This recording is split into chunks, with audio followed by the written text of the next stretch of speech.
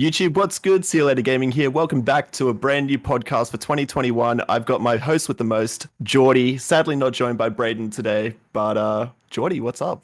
How's you doing, man? Yo, dude, I'm doing pretty good, man. Just, Pretty good. big vibing. Went and got some new equipment today. So, yeah, that's always good. Love to see it. Sound quality has upped it for sure, definitely. All right, thank God. Thank God. Wait, So yeah, also wait. should mention too, for the YouTube viewers, this was also being live streamed on Twitch TV/Eeenaa. So if you want to come over and hang out at some point when we do these live, because hopefully we'll actually make these a regular thing. And then also Definitely. too, we'll probably be interacting with chat a little bit if they say some cool shit. Like my boy Shadow Moses here. He's like, "Do you know if I mute the stream, the views still count as a lurk?" Yeah, it does. Great question. There you go. Yeah. So yeah, we'll also be taking things from chat too, and especially for something like this, which Alex will get into what we're doing today. For sure. So, like, we're just going to go through, I guess, the top games for 2020. I know we are definitely late on this, but but I guess it's still something that we wanted to have a chat through and just really get a bit of a coverage for sort of the games that came out last year. Definitely played a lot in isolation, so good to cover that off. And yeah, as well as Jordy was saying with notifications, I'll usually tweet it out. If we're going live with the podcast, or if you're in our Discord, you'll get a notification whenever Jordy goes live with his channel too. So Hell yeah. jump in there as well. Hell yeah, absolutely. But yeah, I mean, yeah, I guess we should just like crack into it because it's kind of a hell of a list. It is. It's massive. So Yeah. could be a bit of a chat, but happy to go through it. And to start us off, we're going to go through the best game direction. So this is awarded for outstanding creative vision and innovation in game direction and design. Oh yeah, And and also just to preface this of where we got these categories from, straight yoinked them from our boy, what's his name, Jeff Keighley. Yeah, straight yoinked them from the Games Awards. But I cut some out that aren't super duper relevant. It's like there's some in there that just no one, like none of us would have even interacted with. So I basically just grabbed kind of the big categories. So yeah, that's fair. yeah. And to start us off, did you want to go first and sort of talk us through your pick, Jordy, or do you want me to go? Or Yeah, sure. So yeah, best game direction. I went with Half-Life Alyx. I am part of the 2%, as Steam has declared, that actually owns a VR device. There you go. And I played Half-Life Alyx, which is one of the most incredible gaming experiences I've ever had in my entire life. Like, I'm a big, like, I like VR. I never thought we really would get anything too overly groundbreaking in the space for quite a while. But this, like, you know how they always talk about like system sellers for like, when consoles first come out, this is like the equivalent. Like this is a quintessential, if you have VR, you should play Half-Life Alyx. Like 100%. If you don't, you're missing out on the greatest experience in VR and probably one of the greatest game experiences, full stop. It is an outstanding game in terms of innovation. The physics systems in that game obviously is VR. So like when you go into a door, you're opening it, or like, you're like slamming, like the butt of like your gun and like into like knock things over and stuff. And like, you're using your like gloves and things to like throw things at like other like enemies and stuff, and just how you interact with the game world. It's just so lifelike. Like it makes sense in your head, and like when you're in there, you'll do something that's very instinctual if you were in a situation like that in real life, and it works.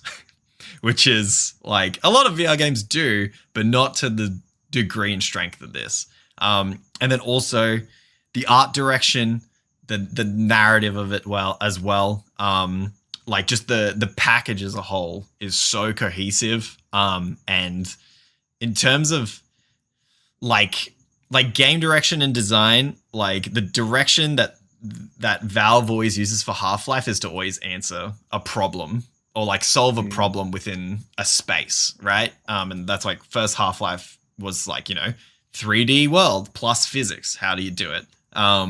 And this is just the same, just in the VR space. Like, how do you make a fully immersive game that has a great story? The ending is insane. It's one of the most incredible endings to a video game, period.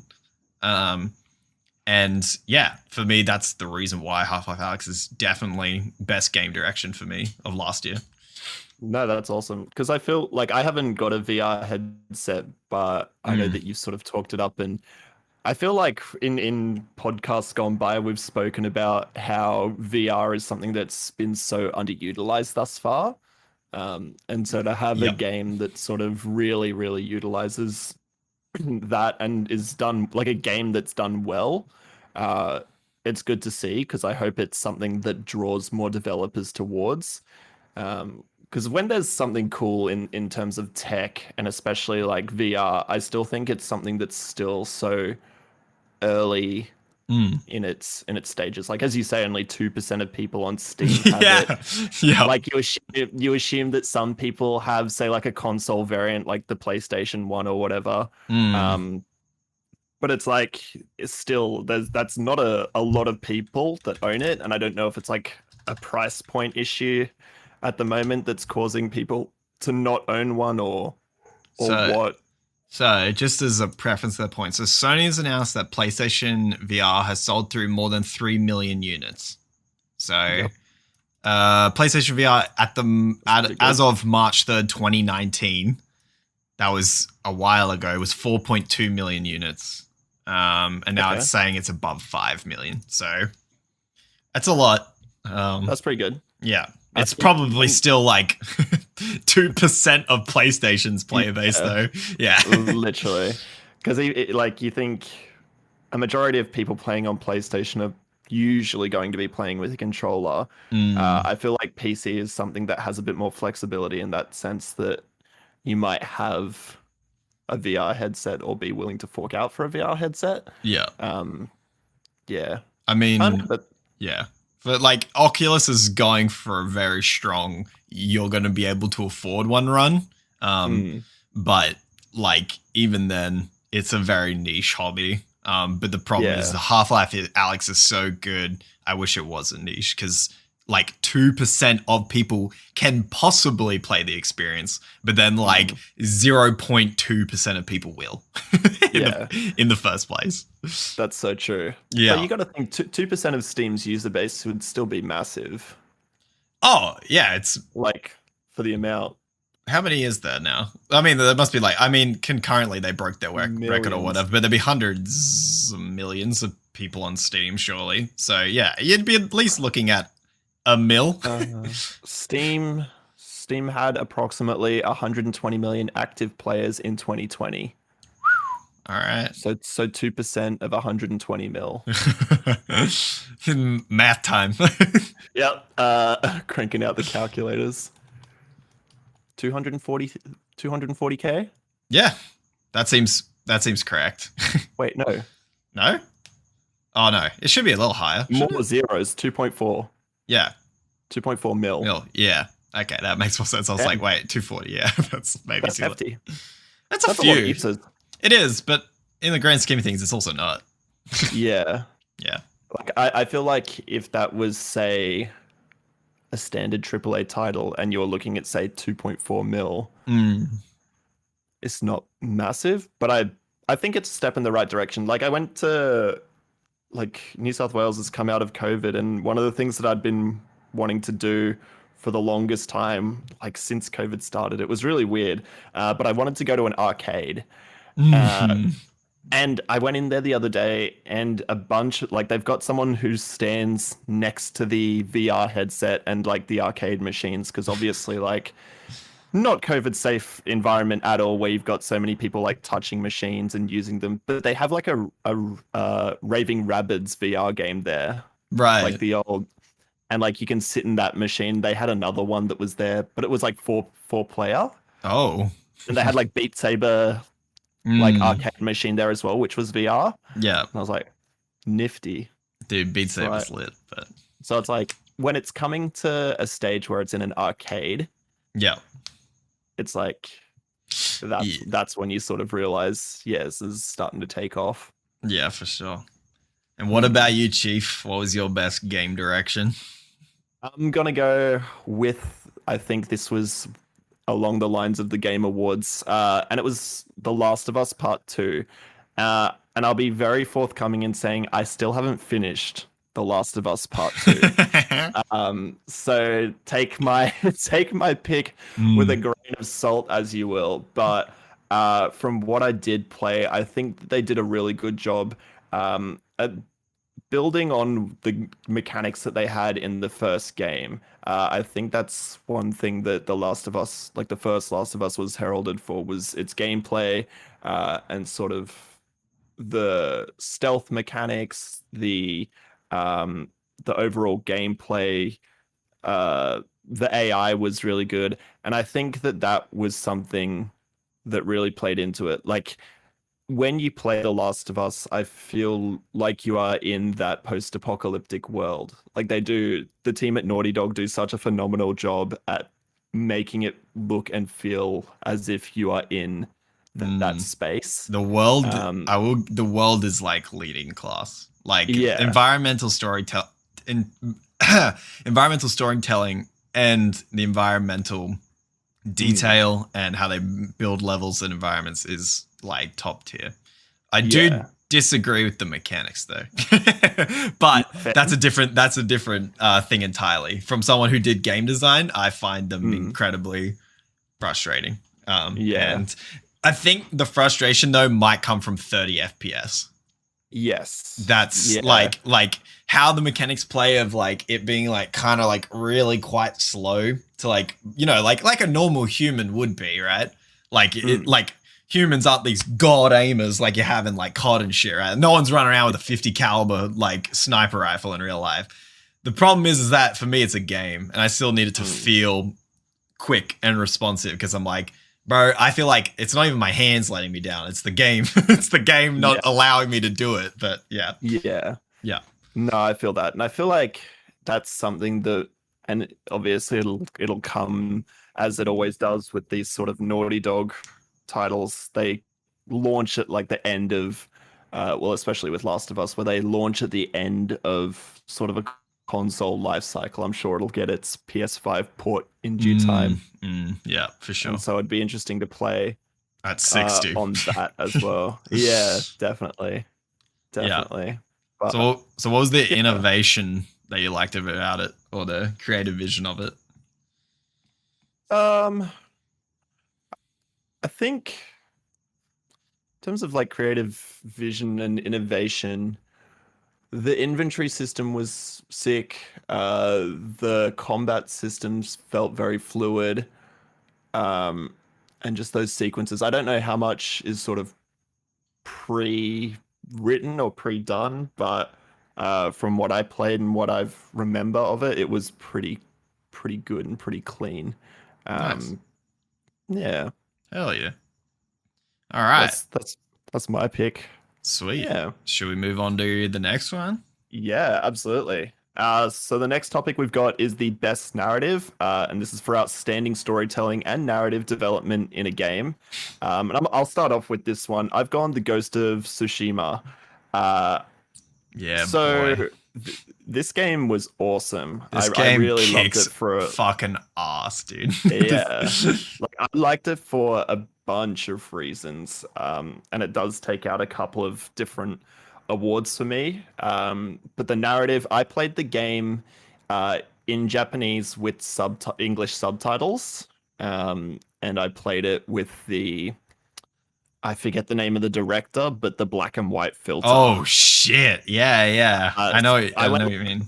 and on hardest difficulty. So I played it Oh. full. I played full Mm, experience because I was like, this is going to be a long journey from yup. what I'd read beforehand. So I was like, chances are I'm not going to be coming back to this to do a rerun. Or at least if I do, it won't be for some time. So I was like, let's do it right the first time. Mm, Um, and I thought the storytelling was really good in this sense. It starts off sort of and this is tiny bit spoilers, you essentially you play as a Japanese guy called Jin Sakai, and you're fighting the Mongols, and they're invading Japan, and it starts from there, and just the build up of each character and their development is so well done. There's so many like different sub characters that you meet along the way, and even like it's because it's an open world game. You occasionally run into like those random side characters who ask for quests from time to time, and even they feel like they have some level of what's the word to describe it? Like necessity, almost. Yeah. I'd say it feels like they're meant to be there, and the world feels very. I don't know if lived in is the word to use, but it is very. I would say very real. I would say inhabited, yeah, inhabited and factually accurate. Yes. Yeah. No, definitely so. Yeah. And like, I found myself not doing a whole lot of the main story missions all the time. Like I just sat on the couch for like on a weekend and just went around doing side quests. Dude, who's gonna get those fox shrines? Who's gonna get the fox shrines if we don't get them? So exactly. Yeah. Going around doing all the collectibles and seeing the world for what it truly is and its beauty. Dude, let me tell you though, very cool. Let me tell you, on the PS5, that game is chef's kiss, by the way. Yeah. Yeah, it's 60 FPS full glory, dude. It's delicious. That's very nice. I'll have to give that a go when I get my hands on a PS5. Yeah, free upgrade too, so you'll have it straight away. Yeah. And I think something, and this is very indicative of like the people. Like in like first party studios for Sony's, they take full advantage of the hardware that they've got, and like with the touchpad, they take full advantage of that. So like swiping up shows you they've got no waypoint system per se. Like you can put pins down on the map, but you use the swipe to sort of. There's no UI. Yeah. There's no UI for it. So there's no mini map. There's no compass. You follow the wind. Yeah, it's an incredible. And the direction that the grass or the trees or whichever way the breeze is blowing. And I'll be honest, I did get confused at times as to which way the wind was blowing. So I'd sit there, or I'd take a couple of steps. I'd swipe again. But also thought that was a really cool mechanic, and the sound that comes out of the controller itself, like the breeze sound, was awesome. Yeah, for sure. I thought that was very, very cool. It's probably one of the best mechanics ever implemented into an open world game, because I hate when UI just clogs the screen, so it's very good. Like Sucker Punch did it for the Infamous games that came out on the PS4 as well, but I think that this was a better implementation of it and way, way nicer. Yeah, for sure. Way less on the screen, which I think really played to the game itself, because it didn't need it. No, it didn't. All right. Mine's going to be probably controversial, but I got to explain myself for it. So best narrative for outstanding storytelling and narrative development for me was actually Cyberpunk. A lot of people are going to be like, are you fucking kidding me? But the story which I played and the way I carved my way through like my, interpretation of the story and what I experienced in my first playthrough of it, I loved my story that like I created, and the characters that I interacted with, and how things like came to be for my character. I really liked my storytelling, and I thought that they did a really great job, especially with the side characters of that game, like Pan Am. Like there's a lot of people that stand Pan Am, but Pan Am is one of the greatest side companions / romantic interests I've ever experienced in a video game before. Essentially, like she's just a phenomenal character who like you see a lot of development of in quite a short period of time. That's one thing I really wish, is that we got more time with the people that are actually in the side characters in the story. Just because I never wanted to end. Their characters are so likable, like Julie and Panam. And then also you have like these two like really rich people that are like running for office is like one of the really cool quests too. I wish their thing went longer as well. Also, hello everyone in chat. Thank you for showing up to our podcast. Cool. And then basically, yeah, I loved the ending that I got. It was full of like, it had kind of like a bit of everything. Like it was sad, like, but it had hope. And I don't know. I think people are calling it like the good ending. Like it's a good ending. Because there is a few, obviously. Yeah. It wouldn't be a CD Projekt Red game without a few endings. But the ending, yeah, I got is what they would call good. But I loved how it played out. So for me, I loved the story of Cyberpunk, and I love how drenched the world is in its environmental storytelling as well. So just like what the world tells you, for those of you who don't know, environmental storytelling is what the world tells you about the actual world itself through, you know, like objects in the game. So like, you know, say there's like, you know, like a hobo passed out on a mattress, right? And like there's just like a gun like next to his hand or like whatever. And then like you keep going further down the street, like, but you notice that the gun has like blood on it, and you go further down the street and there's like a dead guy in an alleyway.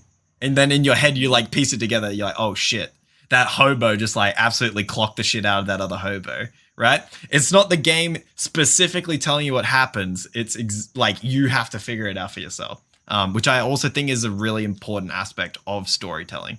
And in Cyberpunk, it is so rich. Like, just the areas are just filled with so much shit that like tells you what's happening in the area. It's incredible. Like, you go to the like the dam and you see all this trash just in it. And it's so polluted. And you're like, these people have fucked their water supply so hard, which is why no one can drink like tap water. Like, it's just like over, right?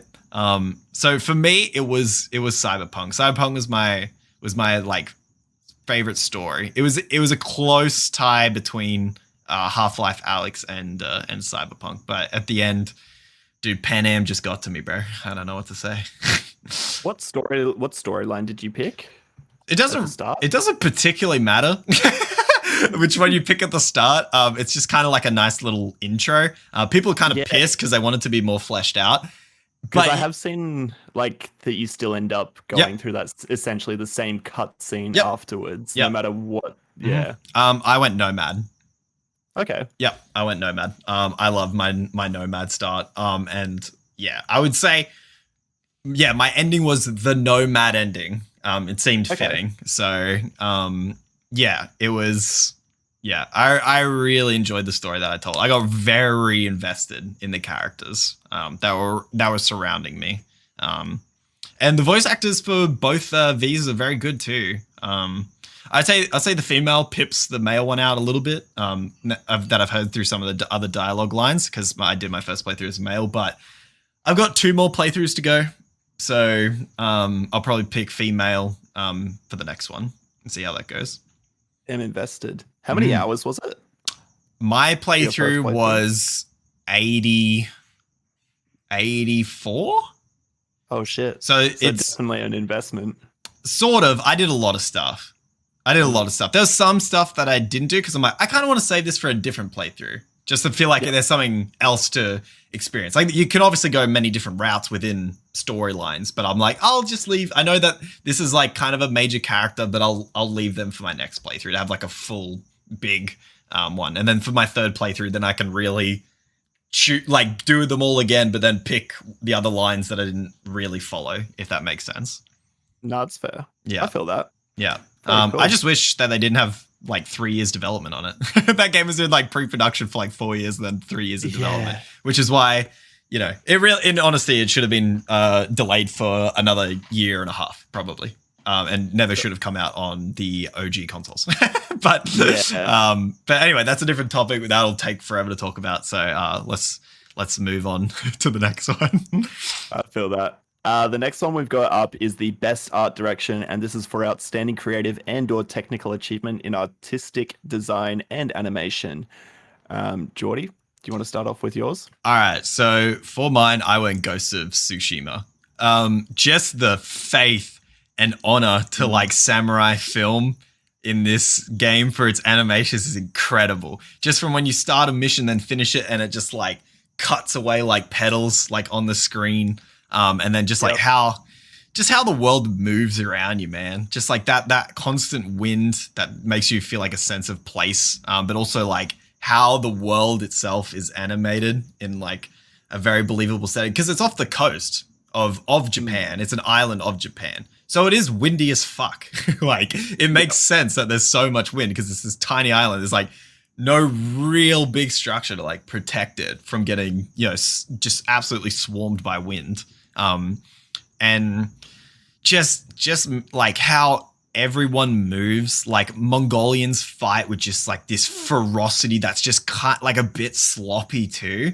Like it's not, it's like, it's more just like pure grunt and strength where like Jin's movements are very calculated and like very like water. It makes a lot of sense for like the character that he is. And obviously, I did some reading also of samurai philosophy and skill, a book called Five Rings, and then Bushido's, I forget the name of the other one, but they speak on the fact of like, moving like water and always watching your opponent's hands, like in combat.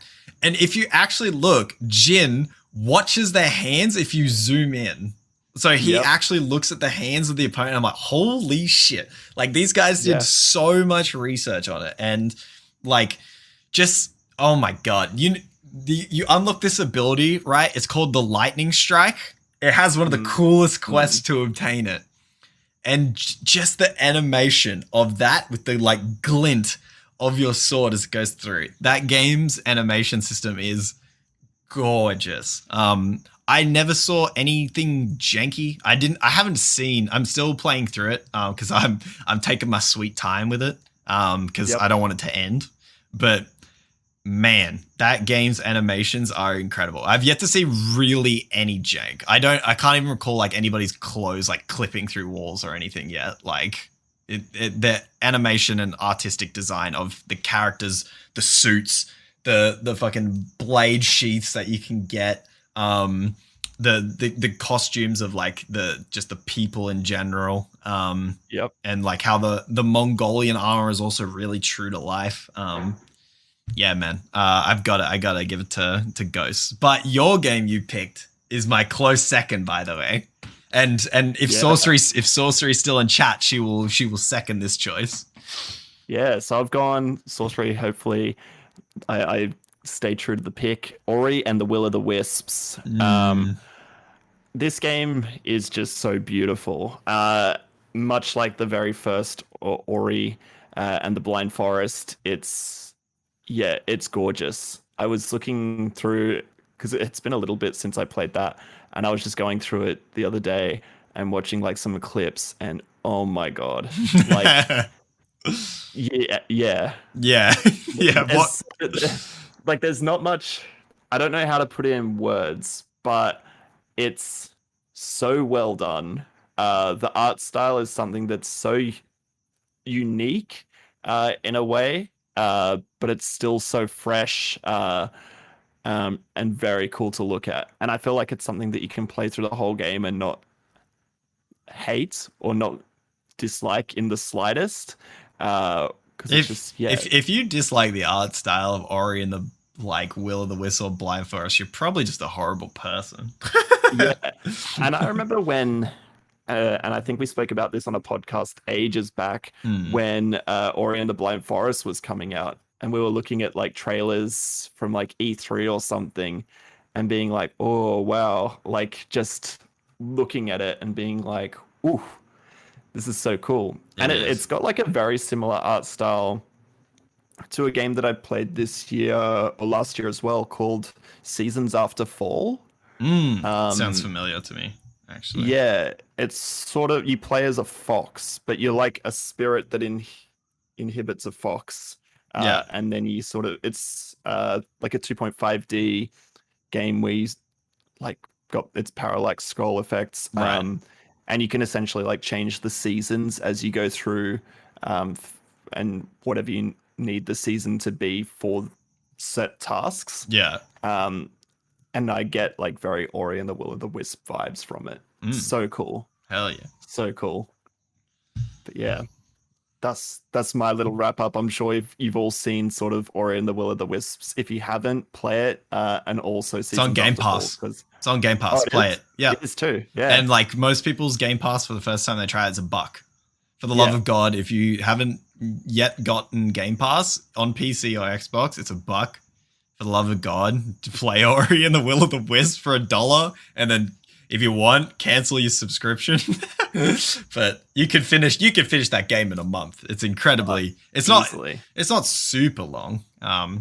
So very doable. Especially for $1. For the love of God, give it a go. It's awesome. Definitely. Yeah. And I guess moving forward from that, still in sort of in the art sort of audio realm, we've got the best score and music. I feel like we should tackle this one together, considering we have the exact same definitely choice here. So we've both picked Doom Eternal. Yeah. Doom Eternal, the music from that is so like I have it as my gym playlist. Yeah, dude. A bunch of the tracks from the game I have as my gym playlist, just because I know that like when I'm listening to that, it's just like the drums and everything is just like so intense, and you just feel like invincible, to say the least. Yeah, like, dude. That game is like I have a really like I remember reading a YouTube comment. I won't take credit for this. That basically it was like the music that we hear is actually what the demons hear because they're versing a boss.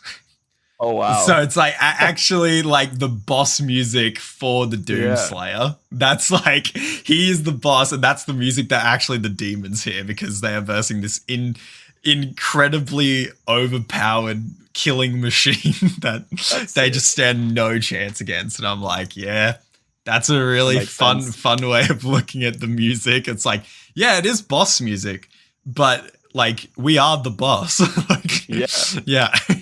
No, it's very true. But it's like, you know, I have like a mix of like hip hop favorites on my playlist, and then it just comes on with like a Doom Eternal song. And it's just like, oh, okay, cool. We got to go like 10 times harder on this set. Yeah, it actually makes you lift 10 kilos more. You're like, go time. It's like listening to some DMX, and then you've got like Doom Eternal that backs it up, and it's like, oh shit, DMX didn't like do anything to motivate me. The only thing they fear is you, dude. What a banger. Literally. Yeah. Literally. So many good ones. But yeah, I mean, also, like, dude, what can you say about fucking God? Who's the name of the producer again? I'm blanking. I know his name off. I'm just not remembering off the top of my head. As soon as I look it up, I'm gonna be like, oh yeah, of course. It's Mick Gordon, right? Yeah, it's Mick Gordon. Lol, I did know it. Mick Gordon. Aussie dude.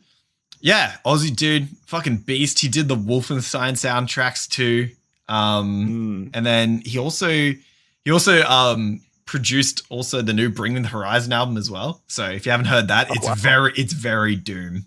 By the way, it sounds so Doom. So if that's something you still want to listen to with some screaming Ollie Sykes, that's some shit you can listen to as well. But man, Mick Gordon fucking knows how to make Doom soundtracks, dude. I feel sorry for whoever, like the DLC. I haven't heard anything about the score being good or bad, which is probably a good case scenario because he didn't make the soundtrack for the DLC because they're not working together anymore. Mick Gordon and Bethesda are no more because of some mastering shit, some more drama that we won't get into here. But he will not work with Bethesda ever again. So Mick Gordon will not be on Doom ever again.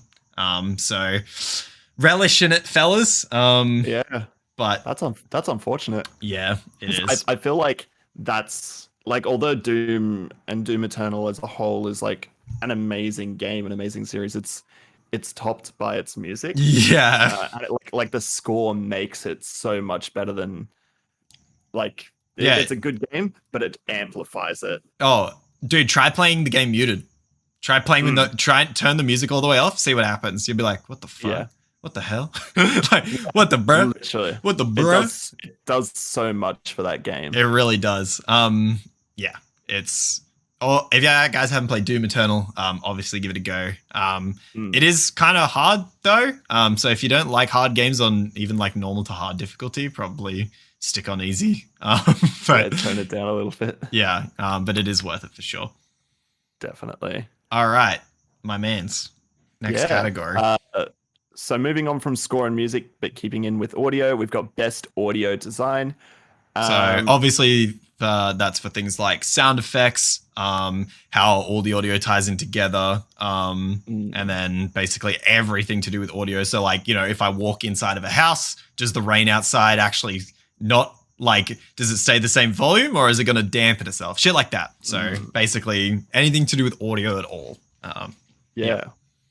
And for me, it's, and I've spoken to this a little bit, Ghost of Tsushima.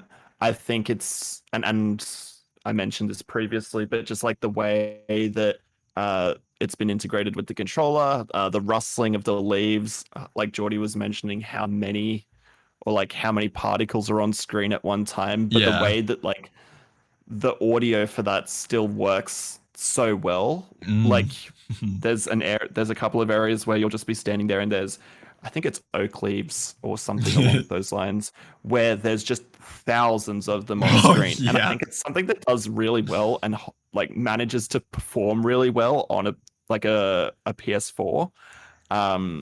There's a trick that they use for it. Crazy. There's a trick that they use for it that, you know, they're not real entities, but yeah, they're very clever. They're very good engineers. Like those leaves aren't real, but they're very good at making them seem like they're actually there. Yeah, for sure. Cool. Yeah. And even as Jordy mentioned, the slicing of the blade. Oh man. Like those sound effects, the grunts even of like the people in battle, like I don't know what it's like on the English version, but when all of the characters like charge at you, they'll make their they'll have their war cries. Same on English. Like I'm playing on English. So, yeah. And it's just so cool where they've all got like it plays into it so well. Like, absolutely, it's incredible. Really well done. Yeah, for sure. Especially when you get into the duels and then they've got those little soundtracks that like lead up to it where it's like the conking of the wooden sticks really fast until like it's go time. And then it's just silent. And then like my favorite duel is the one where, you know, it goes silent, but it's in like the waterfall. So you hear nothing but like crashing water around you. So man, the audio in that game is also incredible. Even like when you go to the hot springs, just those little, like obviously at a hot spring it's meant to be serene, but you still have those sort of little sound effects here and there of like the babbling brook or whatever it may be, or like the steam sound even. It's so well done. It's very good. All right. And so for mine, I picked Half-Life Alyx. Man, that game. Okay, so it's kind of big nostalgia goggles, but like, so obviously they've improved quite a lot. The audio location tech that they're using in that game is incredible. So like me shooting a gun outside of a train, then hopping in the train is just, and then like me poking my head out and then shooting and then it going back to the original sound it was, but you can kind of hear it echo down the train at like the same time. Just like, it's like real world location, like audio, like that makes 100% sense. So like, you know, like, yeah, my head's outside and I've shot the round, but obviously some of that audio is going to escape back into like the train car and like it does. And then like, you know, you like all just the combine effects too that are all back, but they sound even more like realistic and more helpful. Like you'll be like hiding behind something and you just hear this like this combine just like, and you're like, oh shit, like they're just on the other side of this pillar. So then you can almost be like, you can like hear their footsteps coming along too, and you're like 1, 2, and then you just pop the corner and you just pop them, and like you've gotten like 100% like surprise advantage on them and stuff. Like the game's audio systems work with its gameplay systems perfectly, and all those sound effects that make Half-Life are still intact, and it doesn't feel. The audio doesn't feel too gamey, because I would say in Half-Life 2 and stuff, the audio feels very gamey, right? Because like you can only like limitations for sound back then is like huge, but they've brought those like iconic things back into a way that makes sense. And just the audio of the weaponry, the combine themselves, the actual like the voice actors themselves in the locations that they're in, and like them being far away from them and you and them yelling to you, and like the performance that they give for that, and like how it carries, and the aliens, how they speak to you, the Vorg, right? I always forget their name. Just the way that they speak, and just sounds like when you're in the sewers, and just like you can hear like, you know, drips of water, but you can actually like see it happening. Like you see the drip coming and then it hits and then it makes the sound effect. Just shit like that. And you're like, God damn. Like it's incredible audio design. But yeah, Half-Life Alyx is my pick for best audio design. There you go. So 2 games that we've already seen mentioned in this list already making a comeback. Very cool. Yes. And now we're on to best performance. So this is awarded to an individual for voiceover acting, motion, and or performance capture. Jordy, do you want to start off with your one on this list? Yeah. So Emily Wu Zeller, she is Panam of Cyberpunk 2077. And I thought she gave an incredible performance as that character. Super like relatable in terms of like, you know, being like a very like headstrong person who just wants to do like the best for themselves, but isn't like entirely sure of themselves too. In that way that she's like incredibly relatable. But like even then she's like a funny character. She's charismatic. Basically there's like she just has such a good arc for her, like her clan, because she is also a nomad. And like I honestly wish I just got more interactions with like not only with Panam but all of them. But like she's just so incredibly voiced, and the performance that Emily gives is actually incredible. I wouldn't be surprised if this is like a thing where like YouTubers go back to it and then they're like remembering Cyberpunk, and then they'll be like, remember this piece of trash, and then they'll be like, but remember Panam, remember Julie? Like they'll do that shit where it'll be like the characters are actually incredible. It's like, you know, when like some games come out as trash, but then people go back and like find a nugget of like gold in it, right? And then they're like this thing, and then it gets like hundreds of thousands of views. That'll be Cyberpunk in like 6 years. They'll be like, yo, this game was stinky on launch, but remember these characters, and that's what it'll be. Yeah. No, I feel that. My pick for voice actor was, and forgive me on my pronunciation here, but Naji Jita from Miles Morales in Spider-Man Miles Morales. I really think this was like a great pick, only because he's been in a bunch of voice acting roles, and I think he does an awesome job in the roles that he has been in. And he's also played Miles Morales in the Spider-Man TV series. So I think he was like a natural fit. That makes sense, yeah. Yeah, so he was like a natural fit for the position. And it's sort of something that he'd had a few years worth of practice with as well. So I think it really showed in the game that he knew who his character was, and he embodied it really well. And I think that like that's something like I feel like all voice actors in the gaming industry do a phenomenal job. But I've like for Naji in particular, I think he had that little bit of an edge for me, just because I feel like he really knew his character really well. Like his little mannerisms, and also like little quirks and stuff like that, having played that character for so long. Yeah. Awesome. All right. So the next category that we've got is games for impact. So this is for a thought-provoking game with a pro-social meaning or message. I I don't think Alex had anything for this category, but I played Spiritfarer. Spiritfarer essentially is a game about you playing as basically a new death, if you will. Your new Charon, essentially.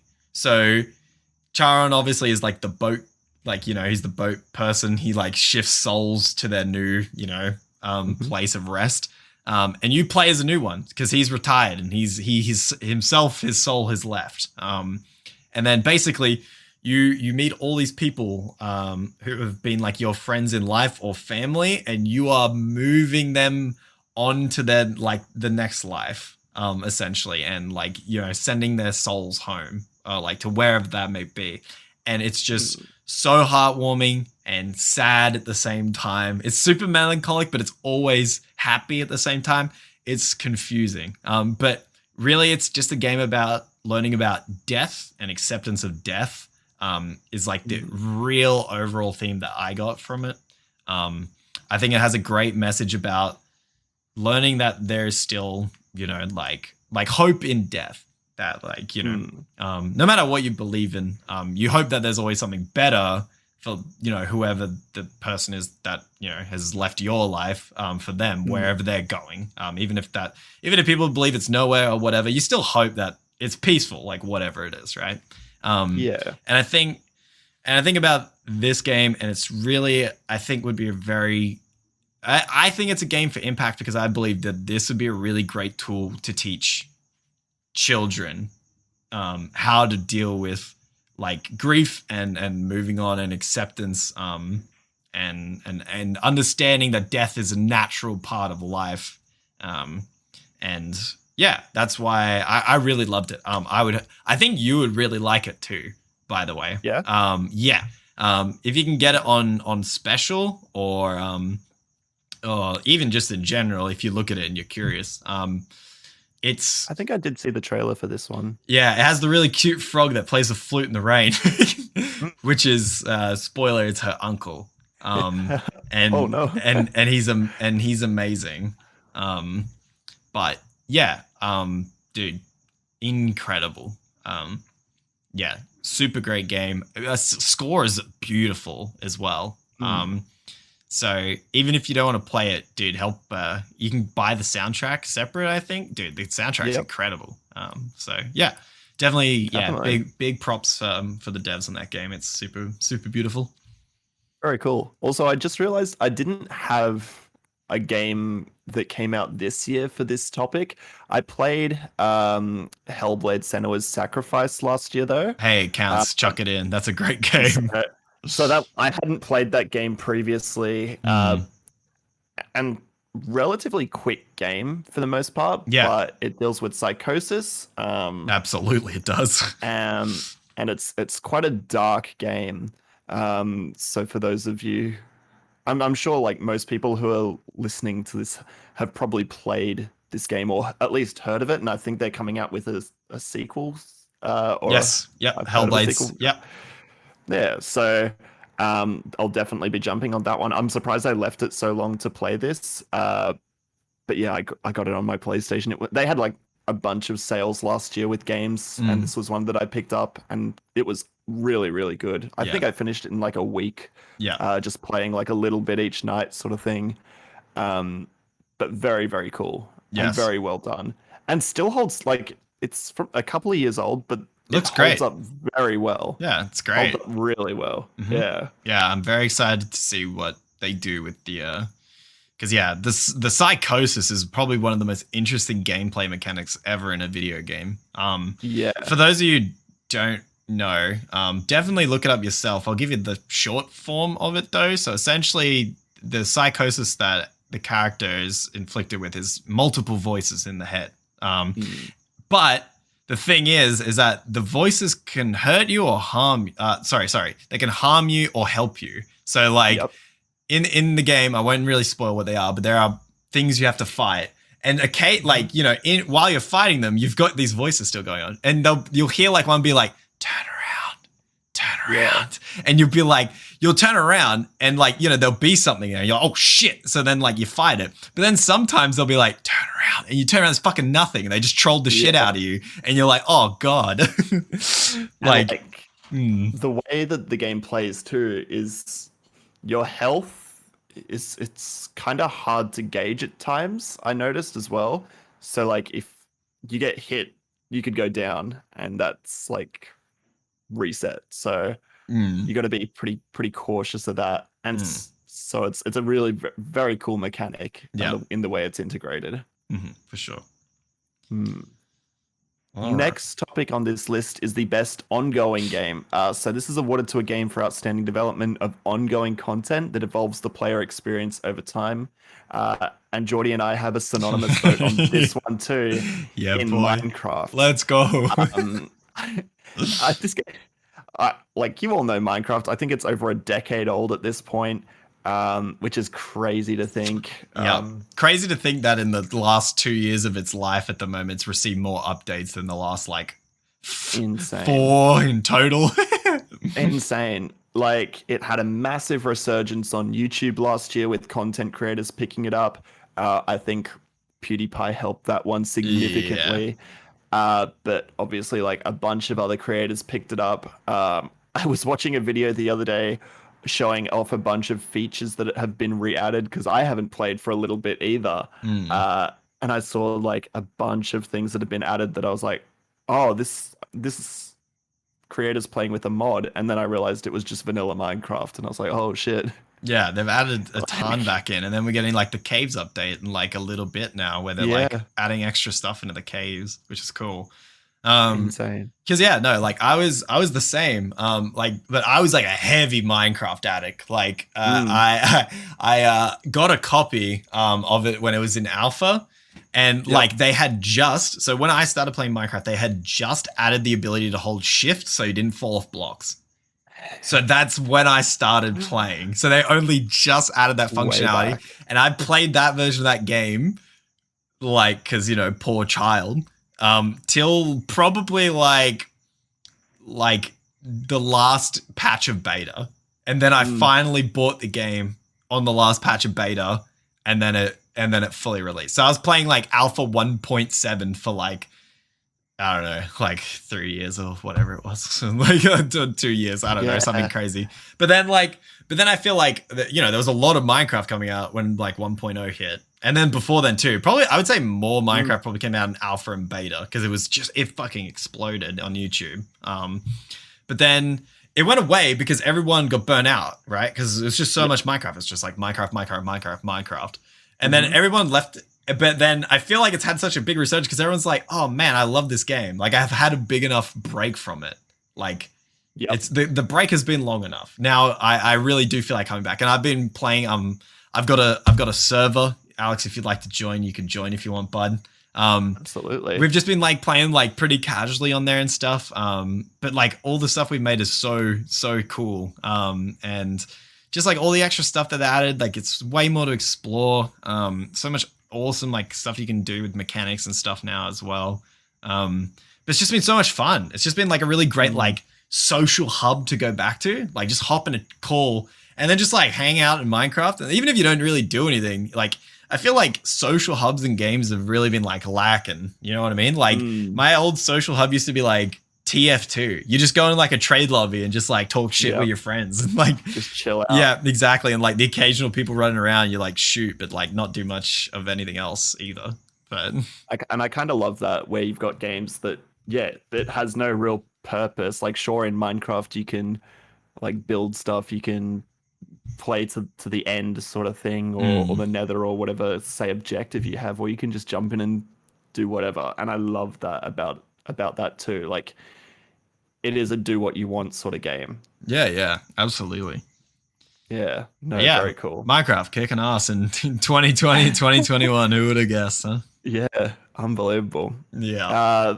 The next topic we've got on our list is the best indie title. Jordy, do you want to take it away for yours? Oh, and Hades. It's to me, it's the only option. As someone who's like a hardcore roguelike fanatic, and also like like I love like Greek mythology and stuff as well. This is just too easy for me. And then also it's got like that bit of like a romance sim in there as well. So that's always handy as well for me too. It's just really unique in the sense that it's a roguelite that to get the story, you just keep playing it. And each time you come out, you just keep getting more exposition and more exposition. And I played that game for like, I think I put 200 hours into it before 1.0 launched. Oh, damn. And then 1.0 launched on Epic and it corrupted my save. Oh, no. So there goes 200 hours of good old time. And so started from scratch again. But I got most of the way through the story. I haven't actually seen like what the ending is meant to be because, you know, they added like whatever the ending is meant to be after like 11 runs or something, which I had well beaten. I'd definitely passed 11 in my 200 hours by quite a few. But that game's incredible, man. The gameplay of it is just so sick. How each run changes, but like also how it's not. It's random enough, but you can push things into your favor by like using certain boons and stuff to like create a setup for a run that's kind of consistent. Yeah, basically, yeah, I think it's got to be indie game of the year for me. It's just insane what those guys do with their games, like, you know, like Pyre and Bastion. And like Transistor, their pedigree is just crazy, man. Supergiant are just beasts. And Hades has just been ungodly, like what do you call it? Successful. Like they're just Scrooge McDucking in money right now, which is great because like I'm so happy for them because I feel like Pyre and Transistor didn't pop off, you know, which is scary for indies because they're like, yeah, we made it, but they probably only just got by off of those games, like for how much effort and time that they put in there. They probably made a profit, but probably not a lot. This game is just like fucking millions of copies. Like they're gonna be coasting for a while to like, if they want to make something bigger, they can. If they want to make a bunch of smaller shit, they can. I'm just excited for like whatever they want to make next, honestly, because they're wicked talented. So yeah, and I feel like you love to see that too when like an indie studio has a super successful game, like and obviously you mentioned Pyre and Transistor there, like that didn't say get that especially Pyre. I feel like awareness, I feel like Pyre really didn't sell well. Yeah. Because Pyre is a very interesting game. It's kind of like, for those of you who don't know what Pyre is, it's kind of like football. It's kind of like Gridiron in a way. You've got all these different kind of characters that you can use that have different abilities and stuff. But it's at the end of the day, it's kind of football. It's kind of weird. But really interesting mechanically, but not many people played it. Yeah. No, I feel that. My game on this list, it's not Hades. But it would be remiss of me to put Hades on the list having not played it. I have heard a lot of good things about the game, though, and I definitely should give it a go. Yeah.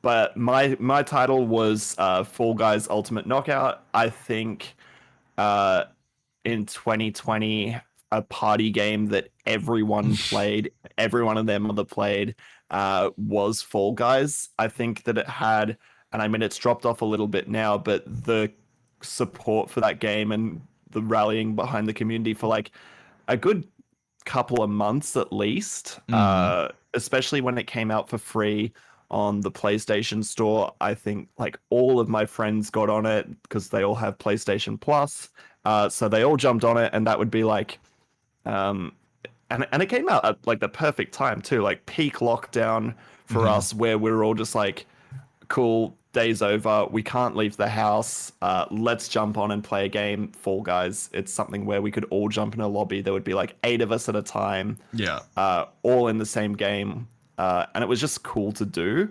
and play as a group. And I mean, the social media guy, that guy deserves a raise. Is like, he's so good. Like, I've been following him, I realized, on LinkedIn for the longest time too, and he even has like great content on there. I bet. it's like he definitely deserves a raise. Well, I think he was a big part of also why the game blew up as well. Oh, Because everyone was like, what the hell is this Twitter account doing? And he was just going brazy. He was just putting all this wild shit out. And everyone was like, yeah, this is so funny. What is Fall Guys? And then everybody got on it. But then also that huge event with Tim the Tap Man. Oh my God. Like, yeah, literally. So wild. Like 100 streamers in the same lobby. Yeah. To play. Ridiculous. But then just also him like getting his first W because he couldn't beat a child's game. Literally. Yeah. Literally. Like insane the amount of support that had. Dude, I was so worried when I was playing it too. I'm like, I'm never gonna fucking win one of these. Like, I'll never win it. And then I won it on like my third one. I was like, suck it, Tim. I feel like that game is so RNG too, where it's you never know what's going to happen. Obviously, like there's the obstacles that happen. There's the unpredictability of like the people in the lobby. Like I've played games where they've just grabbed my arm and I can't move. And so they're just super trolly. And then you've got the people at like the finish line too who are trying to obstruct people from like they don't even finish themselves. They just stand there and fuck with people. Yeah, it's just like, what are you doing, dude? Just let me cross the line. We call them chaotic evils. literally chaotic evil in its purest form. It's just like, but yeah, such a good game. I think they actually brought out a really funny video, like a teaser for a new skin. It was for Valentine's Day, and it was a red panda outfit. And they're like it was such a quick thing. Like a guy's sitting on the couch, he gets a door knock, and like the Fall Guy comes up to his door with a bunch of signs, and they all say "I love you" in different languages. And then it finishes on "Who doesn't love a red panda?" It's true. They're like new skin in Fall Guys. And I was just like, kind of cheesy, but I kind of love it at the same time. Yeah, like it was so cute. But yeah, so good. There you go. There you go. Moving on, we've got the best mobile game for 2020. I'll start off with my one in Among Us. So another game that had sort of a meteoric rise in 2020 was Among Us. That's a way you could put it. Yeah, like again, another game that everyone and their mother was playing. This game hasn't had as much in the way of community support, and I don't know if they were ready for what happened. But I did play there weren't so many maps or whatever, and I feel like that's what makes it fresh. But I did play a bunch of this both on computer and mobile, mainly mobile because the mobile version's free, and so it was way easier to get like a bunch of friends on it because that's like, even though it was super cheap on PC, like $8. Yeah, it's like $7.50 Australian. Yeah, if you go up to, if you say to friends who like aren't big into gaming, but you say, hey, you can play this on your phone and it's free, they'll be like, oh yeah, I'll download it. And I mean, worst comes to worst, if they don't enjoy it, they delete it after the game. And it's like, so I think that was massive for me and my friend group, was getting like a couple of people on there, and like we sat down, played a couple of games together. Played a bunch on PC. Really cool. Really, really massive game for 2020. For sure. Mine was Diablo Immortal. Remember that game we all made fun of? Because we didn't have phones or some shit? Yeah. Turns out that game's actually good. I signed up for the beta. For early registration, because I'm a big Diablo fan. So I was like, I want to see how shit it is. And I was pleasantly surprised that it was actually fantastic. It was actually very good. It's a very competent game. It's probably the best mobile game I've ever played. And especially bringing an action RPG to it, I was like, this is going to be hard. But I might also be at a slight advantage in the fact that I have a fold, so my screen is fucking huge. Yeah. So in terms of this is excellent for Diablo on the go, as it turns out. Not why I got the machine, but handy. Basically, To spec Diablo. yeah, exactly. Just to play Diablo on the go. No, that game's excellent. Obviously, so they've got what is it? There's you got monk, you've got demon hunter, you've got wizard, barbarian, and there's one more that I'm forgetting. It might be witch doctor or necro, or those both might be in there too. I played wizard. Basically, the abilities have changed from the PC because obviously they have to because you're using mobile controls. But what's really cool is it's kind of, people are going to flame me for this, but it's kind of like Devil May Cry. There's combos. So like, for example, like with the wizard, you shoot like a line of fire on the ground and you wait till the enemies all walk onto it and then you fucking hit them with air and it combos them because it's like fire's now blowing back onto them and stuff. And you can set up a bunch of different combos like this with all the classes. And it's really cool. It's a really fun, way more engaging form of mixing abilities together. And it makes sense for mobile.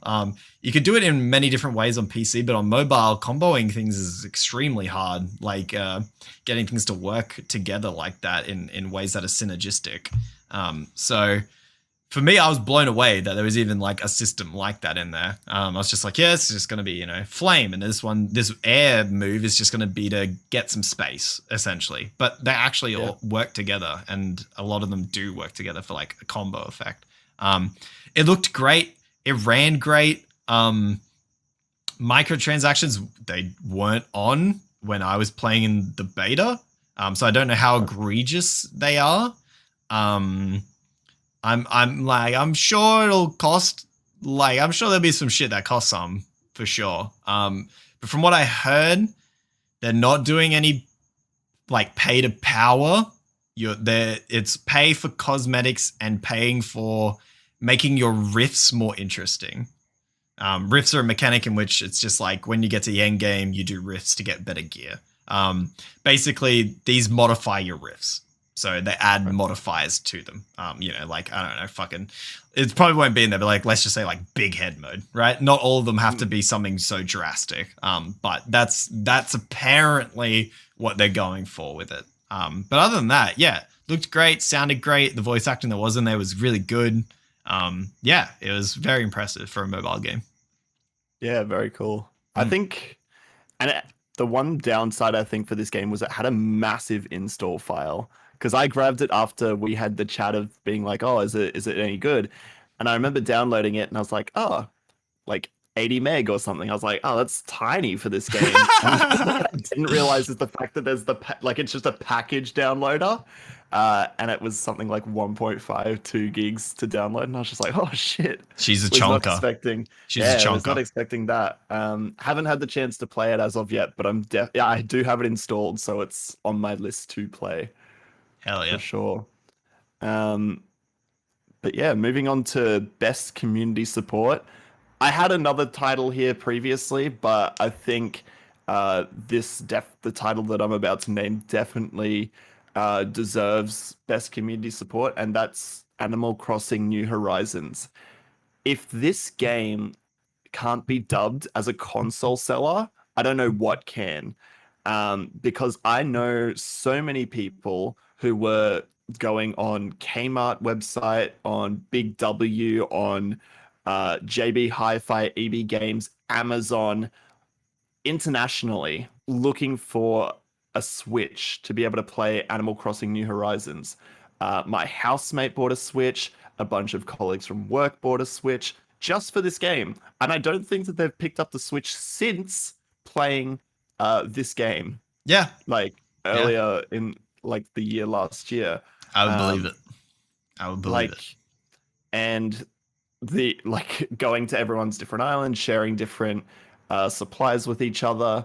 And it wasn't something that we all needed to be online for at the same time, which is cool. So it was just like, it was definitely, I feel like majority of the world was pretty happy that this game came out during the start of lockdown, like when people really needed something to bring people together and closer. I'll tell you what, I was pretty happy that Animal Crossing was out because I actually bought a Switch for my girlfriend to play it with me. There you go. Well, actually, I bought the Switch initially because she was meant to go to Fiji, but obviously that got canned because of COVID.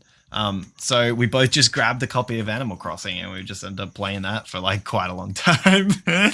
And it's still so fun. And yeah. The best thing about it too is you don't need to be a quote unquote gamer to play this game. Absolutely not. Probably is to your detriment as it's meant for people who are patient and only want to play a little bit at a time. Literally. Yeah. Like jump in, collect your goods, play for a little bit. Yeah, no, so good. Like, and I feel like this was a cool entry point for people who say haven't played games before. And I feel like it exposed a lot of people to gaming. And I think that as a whole does a lot for the industry, because it's like, even though sure they may not play a lot bar Animal Crossing, you'll get the occasional user who goes, oh, well, now that I've spent X amount of money on a console, I'm going to now get some extra games. Oh, this thing looks interesting. This thing looks kind of artsy. Or even like, I've got, my family's coming over. What co-op games are there? Oh, Mario Kart. Everyone knows Mario Kart, right? And then you buy a copy of Mario Kart. Like, Yeah, definitely. Massive party game. Yeah, exactly. I'll let you read on to the next one. I'll just answer this question in chat. No, for sure. The next topic was best AR VR, and so like I mentioned earlier, I haven't got a VR headset. But just while Jordy's answering this question, I picked a game that has VR support. I picked Star Wars Squadrons.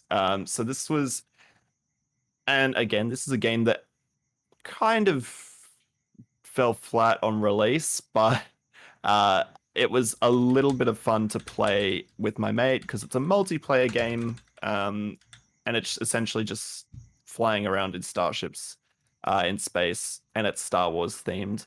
And if you guys don't know, I'm a massive Star Wars fan, and so is my buddy George. So for us to jump in and just play this game was a lot of fun. Like even Battlefront 2 having its free release on Epic like a couple of weeks back. It was huge. We've jumped into that and played. Wasn't it like 20 million copies got given away or something? Massive. It crashed the server, yeah. Battlefront 2. Like we downloaded it and tried to jump in and had no luck for the first little bit, at least for multiplayer. So this was cool just as like a little tide over type thing. It's again one of those sort of like just fly around, enjoy space. Because it is well designed, it plays well, sounds are good, and that's all it really needed for me. I really want to pick it up on a sale and play it in my VR. Yes, it'll be sick. Yeah. I'm not sure how it'll be in terms of motion sickness and stuff like that, because you do have like that free reign of moving the ship any which way, and you kind of need to in different dogfight scenarios. I imagine it'll be fine because it's a seated game. Yes. Most of the time, motion sickness in VR tends to come from the fact that your brain isn't connecting with the fact that you're not moving, but in the VR game, you're moving. So like in Half-Life Alyx, that's why like a lot of VR games will use teleportation, because you're just like blinking there, right? Your brain can comprehend. You're like, okay, I was here, now I'm here. Yep. When you have free range of walking, when you're actually controlling your person with the thumbstick, your brain's like, wait a minute, dog, you're just standing still. You're not actually moving your legs right now. That's why people mostly get sick in VR. I've gotten pretty good sea legs now for VR. Like I played through all of Half-Life Alyx using the fucking joystick movement. So I mean, and like also now it's just my preferred way. I just like, it feels more gamey to me, but like you can also kind of like trick your brain a little bit by like moving your knees as you're like moving in the game. Like it kind of like, for people just starting to get used to it, moving your knees a little bit helps your brain think you're actually moving. Or like lifting your legs and then putting them down as if you are moving. But like, yeah, in terms of something like that, most of the time you should be fine because you're sitting. And like all you're doing is being a fucking pilot. Like, you know, there's not too like I understand like barrel rolling and shit. Your brain might go like, hey, but then like I feel like anybody's brain, even in real life, would go, hey, like if you're doing like a barrel roll in space. No, definitely. Very cool. Very interested on the Star Wars topic too to see how that new because EA's lost its exclusivity rights. So thank God. Yeah. They really squandered that opportunity with what they had.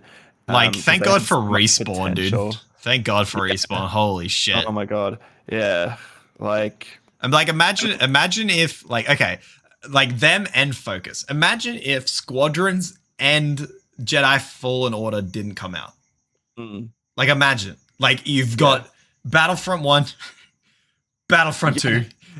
And you had Battlefront 2 as the last product that come out. It's a really great game now, but the launch of it was a fucking disaster. Like, oh my God. Oh, like, no, it's not good. It's something that's picked up a lot in its life cycle, but yeah. Just like imagine if those two games didn't come through, and that was in a 10-year deal. Massive. 4 games. LucasArts fucking pumped out like 10 in a year. I mean, they pumped out a couple. Not many of them were released, but hey, come on, man, don't do it like that. At least they exist. Bad. At least they exist again now, right? That's true. That's very true. Yeah. All right. And as for me, best VR, it's obvious. Half-Life Alyx. We've still got like a few to go, so I'll just breeze through it. It's a quintessential VR game. If you have a VR, for the love of George Jefferson, please get Half-Life Alyx. It is an expensive title, but to me, it's so justified. And then, you know, Steam does a lot of sales throughout the year too. Usually they cut off like 10 or 20% or whatever it is. Pick it up on that if you really can't afford it at full price. Otherwise, if you can, Lordy, I can't explain how good this game is in terms of its gameplay, its story, its pacing. If you've got that bad boy on an SSD, the loading screens are quick. Like I would say though, you make sure you have like a decent rig if you're playing this. Like, if you got kind of an older rig, and not a very strong CPU, the loading times can be long even on an SSD. So just be careful of that. But otherwise, this game is a marvel in just every sense of the word. But definitely a VR quintessential game. Please pick it up and play it. Let's move on to the next one. Amazing. Next topic we've got is best action game. Again, I think it's another title that sort of Jordy and I mentioned throughout the podcast. It's Doom Eternal. Again, sick game, sick soundtrack to it. And I think the gameplay is capped off as well. Like the Doom that released a couple of years back was awesome. And again, this is another game where it's just sort of built on what was previously there, just to sort of level it up and really take it to that next level and make you feel like you're essentially invincible while you're playing this game. So cool.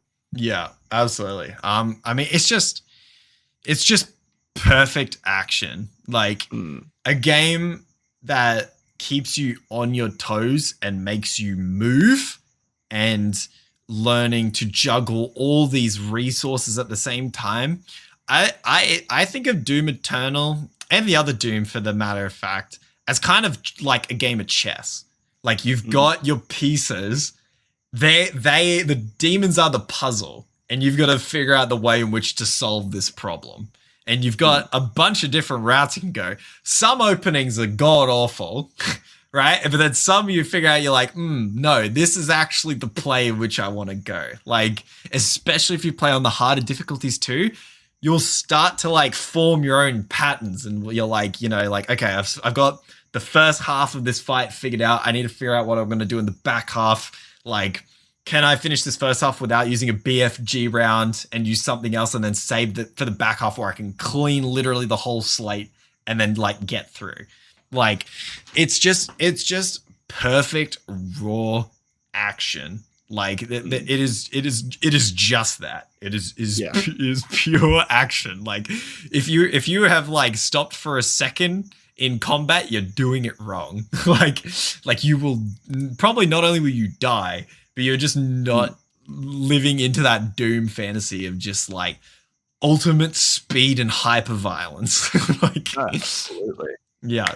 And I feel like that embodies Doom to a T. Yeah, for sure. Like speed, violence, action, just and just cool. and just the extra tools that they give you in Eternal. Just like, dude, the fucking super shotgun with the grappling hook, like it's not even like you bring them to you, it's you go to them, which is the most badass thing of all fucking time. Like it's just so Doomslayer. It's like, no, I won't bring you to me. I'm going to you, and then I'm gonna kill all your friends that are next to you. Like it's just so badass. It's so good.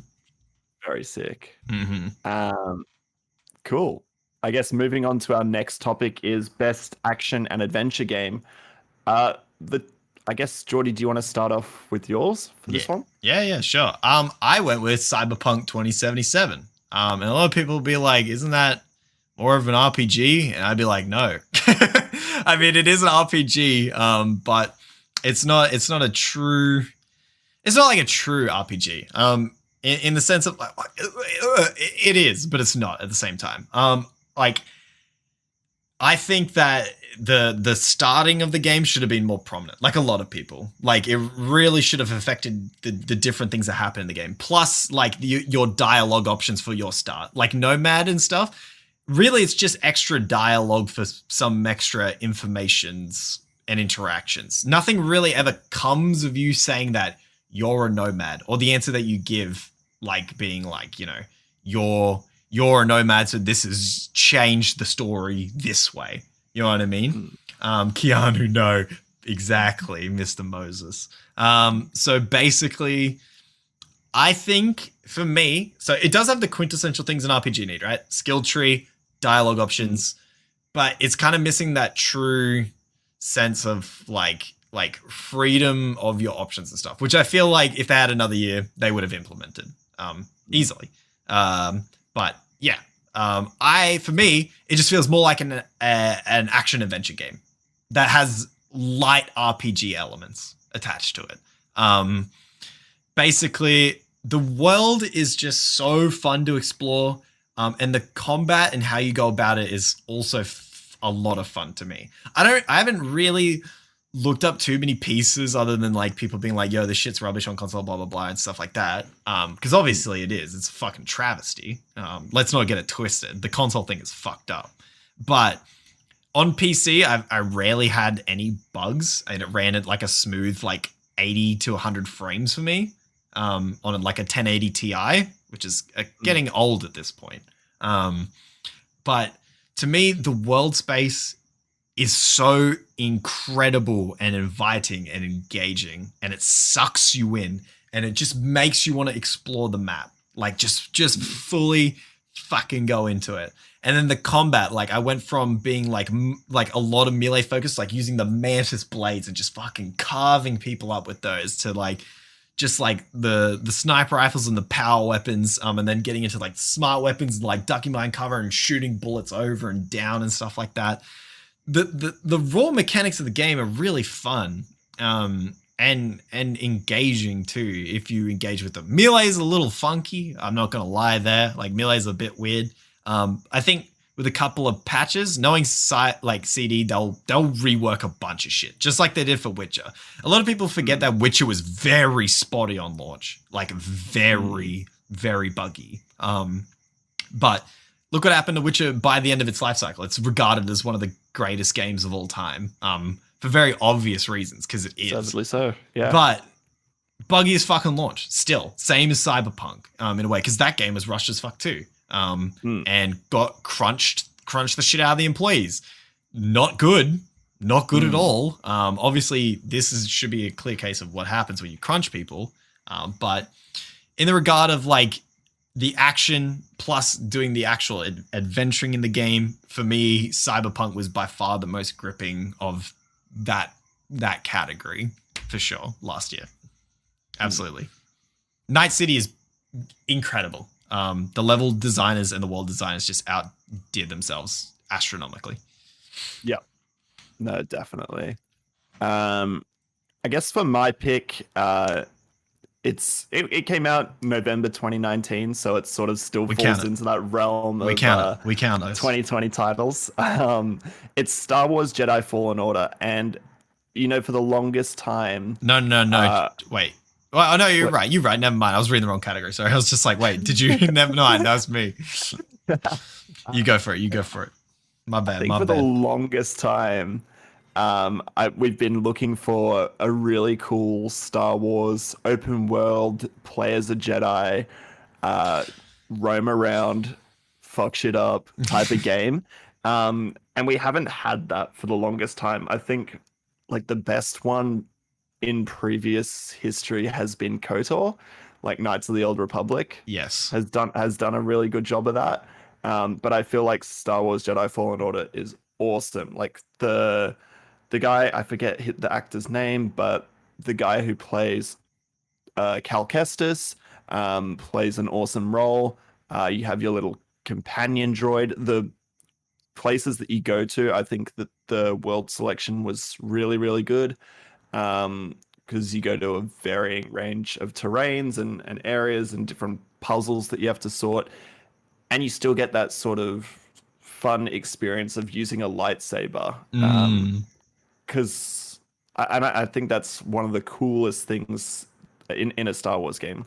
Like Battlefront 2 has like a story section where you play as like a disgruntled clone, but I feel like this is much, much better, and it's very, very cool to see like what can be for Star Wars games, given that we've had like so many cancelled titles with like the Darth Maul games with 1313. 1313, my boy. Oh, that was the chosen one, bro. That was the chosen one. Literally. I can't believe that game got freaking cancelled. I know. So to have something released in my hands and playable, I think is awesome, and I love it. We thank you. We thank you, Vince and Pello. Absolutely. So there you go. Cool Star Wars title, and hopefully a cool sign for things to come as well. But next we've got the best role play game. I'll start off with my take for this one. It was the Final Fantasy VII remake. Sephiroth. Yeah, it was really good. My housemate at the moment is going through and playing it as well, because he's been going through and playing like all the Final Fantasies. He played like 10 spin-offs. Oh, he played God. 12. He played, so like going 12. He's playing. Yeah, you went through 12. Oh yeah. My God. He did trophy runs for that too. No, for both of those. Yeah. Oh man, games on timers are awful. Yeah. So he's going through and like playing everything. So. Yeah, what a madman indeed. Legitimate madman. F in chat for that guy, dude. God damn. Jeff wasn't feeling well today and he was still playing. So it's probably why he's not feeling well, dude. That's it. But I think 7 was really good. I've heard nothing but great things about it. Yeah. Yeah, very, very clean. Love the gameplay, love the art style. Are you excited for the second part? Because it's in Midgard, right? Just for and now the second part, are we still going to be in? So okay, look, I know nothing about Final Fantasy, right? Besides like a couple of the characters, I never played any of them. I probably should. I'm probably on the bit too late on the bandwagon now. But I'm pretty light. I understand that like Midgard is the part where everyone creams their pants because that's like their childhood. And then there's some other shit where you like fly out of the country, or like you're out in like the wilderness after that point, after leaving like the city. So that's probably where like Jeff's at, like in his other games, I think, because he's on like some island type shit at the moment. But in the remake, it's just Midgard. because they're breaking it Yes. into 3 games, right? Is it? Oh shit! Actually, I thought they said it was going to be a trilogy, so I'm assuming the next part is like, I don't know if they're still going to be in Midgard or they're going to leave to wherever the fuck they go after that. I think where 7 ended, they kind of level Midgard, so it would make sense that they'd go somewhere else. That's not spoilers, by the way. Game's been out for like fucking 25 years. Go fucking play it. Yeah, definitely should have put a spoiler warning. Level it. All right. My RPG of the year. It probably would have ended up being Cyberpunk if I didn't get to this game. Persona 5 Royale Edition. Holy shit! What a video game. It's never a long game. Dude, I'm still going through it. The game goes fucking forever, but my god, is it good fun. Dude, Persona, I don't even know how to fucking explain this game. It's just acid. Like, think of acid, it's just that, bro. Basically, I can't even really explain the premise. It's just so whack. Yeah, exactly. That shit is so whack. Moses got that right. Yeah. Basically, you play as like, I'll set up the sign up, like the premise of it a little bit. You play as a school kid who essentially stopped a woman from getting raped in the street. And then you get sent to this school that's like the only school that'll fucking have you in the country. You go to this, all of a sudden you end up in this castle, this like weird dimension. And then you meet this cat called Morgana, and basically you come out and then you become part of this thing called the Phantom Thieves, and it's all about like essentially like stealing like the hearts of fucked up people. And like it just as like the premise of the early game, the gym teacher's like beating his students. Like he's physically abusing them, and then he like rapes one of the girls. She tries to jump off of the building and kill herself. The idea is that you are trying to steal his heart, and when you steal his heart, he becomes actually a good person, but he still has all the memories of the fucked up shit he does. So he like can't live with himself. So, you know, they either hand themselves in or they die, right? That's like the premise for like pretty much everything in the game. Like, and you keep going through, like, you know, more fucked up people and like trying to purify their heart essentially. And you have a bunch of different personas. Yeah, monk ass. You have a bunch of different personas, which are like the fucked up villains that you like see essentially like in like the alternate dimension, and you use them as your own power. So it's a turn-based strategy game that has a lot of RPG elements, like just the, you know, it's got systems outside of like the battle. Like you've got like a full school system you have to go through, like relationships with these people, and then like also working to like create brand new personas by like fusing them together and shit like that. Yeah, it's been incredible. An incredible acid trip of just hilarious writing that definitely translates very well into English. I love it. It's super funny, and a lot of heart is clearly in this game. And I'm very happy. The guy on YouTube, Mr. Matty Plays, actually had it as his top game of last year. So I was like, all right, I'll check it out. And then I did, and I started playing it, and I was like, all right, yeah, it's pretty fucking sick. So yeah, definitely my favorite role playing game from well, still going with it, but yeah, from last year for sure. I think, yeah, Jeff put in like 120 something hours into the game. And he was going on a platinum run for this one, actually, which was crazy. In Royale? Yeah. Holy shit. That means he's had to play it again. So that's the thing. He finished his first run. He'd gotten all the trophies up until like the second playthrough. And then he was like, like he was trying to work out where he had to get up to get those like remaining trophies. And he was like, oh shit, it's actually like way further into the game than I thought, like another 80% or something. And he was just like, no, fuck that. I'll come back to it at some point. Cause he put in like 120 hours. And it's a long one. I remember one day when we were sitting like on the couch, and I was like, oh, let's go get some food or something. And he goes, yeah, sure. Let me just get through this cutscene real quick. Oh, no, don't ever say that. Yeah, he was like, let me just get through this cutscene real quick. And I was just like, oh, yeah, no problem. I'll just like sit on the couch waiting. And I want to say it was like a good 10, 15 minutes later that he was like, cutscene's done, and I was like, what the fuck? Yep. That's insane. How long did that go for? It could have been directed by Hideo Kojima. We don't know, but it could have been. I was like, oh my goodness, such a long time. But no, massive, massive title. And I was like, looks like a fun game though. Oh yeah. It's really fun. If like turn-based combat is your thing and like a bunch of system work outside and like forming relationships and developing character bonds and stuff like that is what you're into, then yeah, like essentially, yeah, it's a really great game for that. Yeah. Very cool. Yes. Next, we're coming into the home stretch here in terms of topics. We've got the best family game. Again, another synonymous vote for both Jordy and I with Animal Crossing. What else? Horizons. What else could it be? What else could it be? I guess, yeah, we kind of explained this a little bit earlier, but Animal Crossing was something that everyone played and everyone could enjoy and get involved with. I think it was very, very good for that. Well, yeah. I mean, like, yeah. To speak on that, like my girlfriend, not a huge gamer by any stretch, like at all, but she loves Animal Crossing. Like, she's like, this is super great.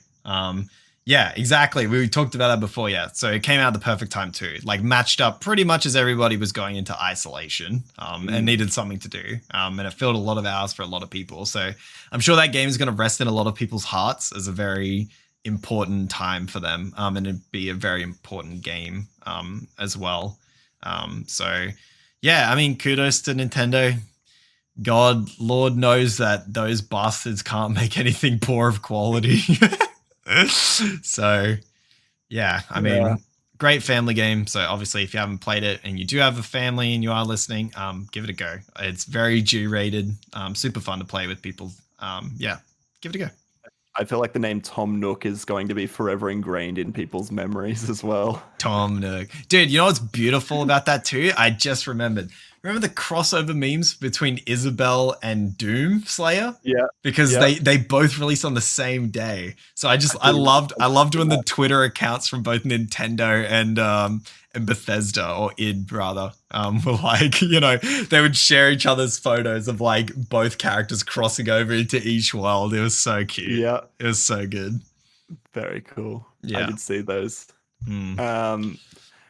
So next topic we've got is the best sim strategy. I chose Microsoft Flight Simulator.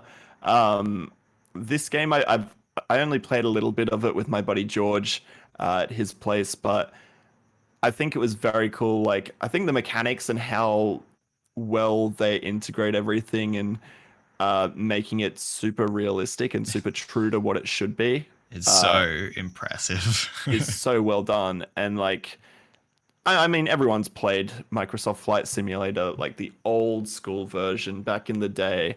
But this was like a way updated version with essentially like a true to globe, like 1-for-1 replica. Well, yeah, I mean, dude, how fucking nuts is photogrammetry, my guy? It's crazy. It's so absurd. It's ridiculous. Yeah. And I mean, like, they use this game for real life training scenarios. So, I mean, if you can say that if for like a sim, it definitely fits into that category, and sort of that's why it gets my title or nom for this year. Dude, I also love the mods for it. Oh yeah. Yeah, people like chucking Gundams and shit everywhere on the map. It's so good. I also love like the glitches for like there was a building, I think in Melbourne, or where was it? There was an Australian building that was just like fucking absurdly tall, like it went to the top of the game's skybox. Yeah. And I was just like, oh wait, this isn't right. That's so good. I mean, with a game like that, you have to expect the occasional glitch here and there. Yeah, for sure. My strategy game / sim was Planet Zoo. That game's lit. Basically, it's just like it's like Zoo Tycoon, but like modern day era. Way more systems to look after though. It's way more complex than Zoo Tycoon. But it's basically what I would play in my downtime for relaxing. It was my like relaxing game. I would just hop into my park, make sure that the like enclosures had like the correct amount of like everything that they need in them, and then start working on like a new enclosure to bring some like endangered orangutans in, and or like adopted ones in and stuff like that. And yeah, it was super fun, super relaxing. And you really had to like put your big brain on for like the tutorials. Like I said, holy shit, there's so much to remember. But it was a really great game. And yeah, like the Planet guys are going crazy. Planet Coaster, Planet Zoo, they're both great. And they're filling that void of like roller coaster or like Coaster Tycoon and stuff like that, like amazingly. So yeah, super great game. Definitely recommend. Give it a go. Very cool. Yeah, I do love those like tycoon type games too. I jumped into the old roller coaster tycoon like literally earlier in 2021, and just jumped in and had to play around with that because like that game was so nostalgic for me. Like because I played the water park expansion and the zoo expansion as well. So like, but yeah, they haven't really done anything recently. So I think it's very cool that like those guys are jumping in to fill that void because it's super fun. For sure. Next one was I don't think Jordy had anything for this one, but I had Tony Hawk's Pro Skater 1 and 2. This brought back, I guess, a lot of nostalgia for a bunch of different best sport and racing, by the way. that's racing. That's the category. Yeah. Yeah. Racing isn't a real sport. Yeah, I'm kidding. Don't kill me, F1 fans. Tony Hawk's Pro Skater is like a super nostalgic title for anyone who played it. Like the soundtrack from that game in particular is just like old school 90s jams, and then same maps that have just been refreshed and updated. I remember playing like a bunch of the Tony Hawk games on my PlayStation 1 and PlayStation 2 back in the day. So to have that all reimagined in like high framey, high graphics, like good quality, is super nice. And that's all it needed to be, and have a good release, because like Tony Hawk games have been pretty iffy in terms of releases and quality on release. So this one crushed it. This one did a really good job. You know what? These guys have been completely absorbed into Blizzard now. Oh, really? Yeah. So they were going to do like their own thing, and then Activision completely absorbed them in, because Activision owns the rights to Tony Hawk, right? So they had them on that, and the like crew that they work like that are in that got absorbed onto one of the Blizzard teams is working on the remake of Diablo 2. So that's the rumor, but the person who leaked it has been very accurate in the past. Yeah. So they are now working on the remake of Diablo 2. So there you go. Good luck to them on that one. Also, like, it was so funny. I found out the other day that like I want Diablo 2 and skateboards. I think we all want that. I only found out, like, I knew he was old, but I didn't know how old. Tony Hawk is 52. Yeah, of course, bro. And still like nailing half pipes. Like I see videos of him on Instagram and Twitter and around the place of him just like still coming out with tricks and stuff, and it's like, holy shit, this is insane for a dude of his age to still be pumping out what he does. Still the GOAT, man. Still the GOAT. Yeah. Literally. Second last topic of the episode. My God. Best multiplayer. Jordy, you take it away. Yeah, man. Ghost of Tsushima. Dude, the multiplayer mode in that game kicked fucking ass. Me and my friend Phrasen Toast played it. Essentially, it's like this really cool folklore like stories that are like strung together in like this really, they've used like obviously some of the world space of the world, and they've put like really abstract things that have to do with the story that's going on. So like talking of like these twins like coating the world in blood, so there's just all these huge spheres of blood everywhere, and the ground's just completely covered in like red. And it's just amazing. And like all the enemies have like different mechanics to them. Like some are like soul bound, so you have to kill them both at the same time for them to both die. So you've really got to like be really tactical and stuff with it as well. And the classes all have their own unique abilities. Was there a lot of scenarios? There were a lot of scenarios actually. And for each difficulty, you get even more scenarios and more story to go through. So the more you push yourself through, the more you get it. And it worked like a looter. So like when you finish a level, you get a roll of loot. So, and that loot changes how your abilities and stuff work. So it's like, legendaries and, purples, blues and stuff like that. And essentially the higher your power, obviously the more harder difficulty you could push. And it was awesome. And it was free. It was free.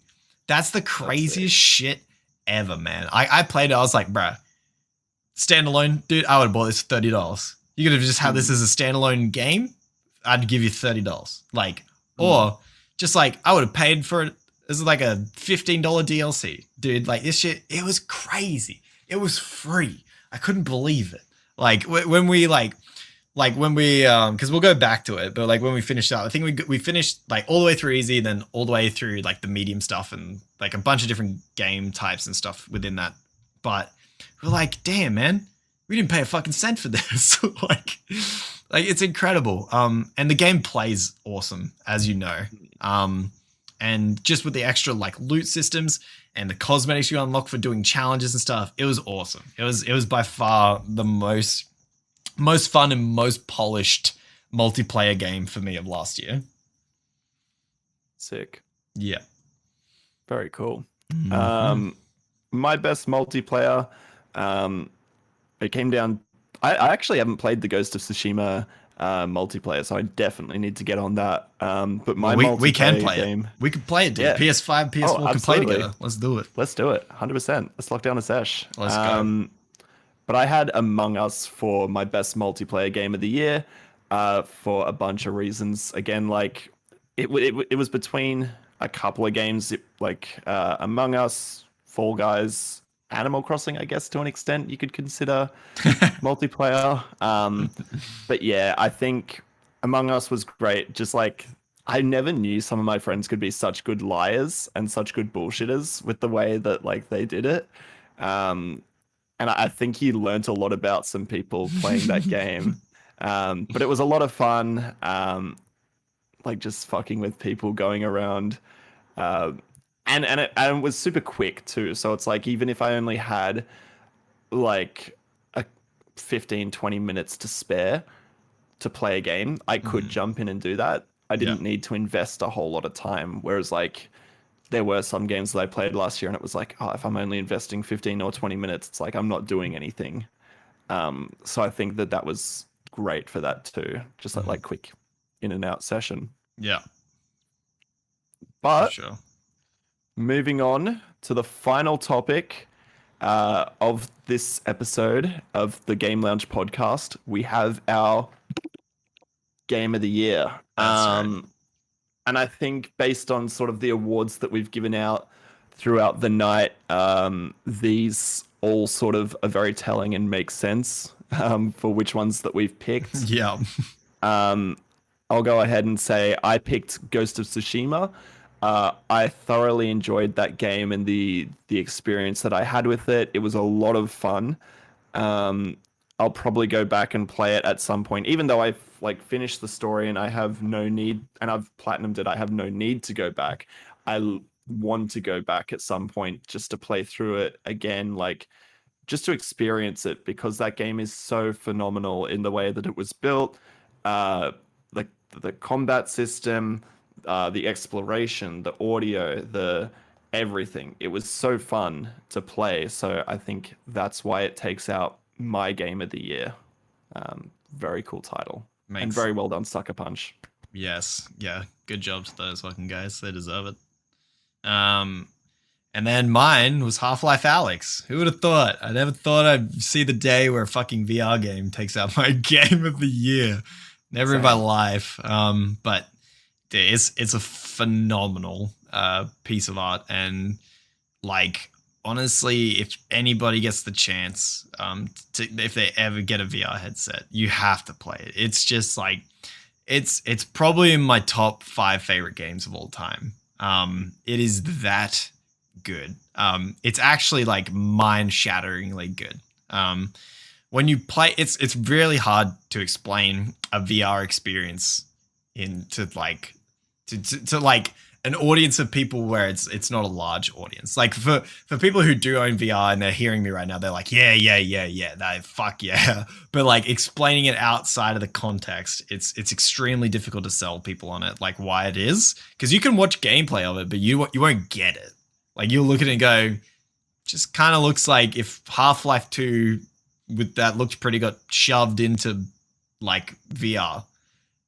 And it's so far from the truth that it's unbelievable. That game is one of the most like I just had like such euphoria after like beating it. I was just like, holy shit, man. Like if this is the direction games are just heading in general, not even like as a VR title per se, right? But just like a game experience in general.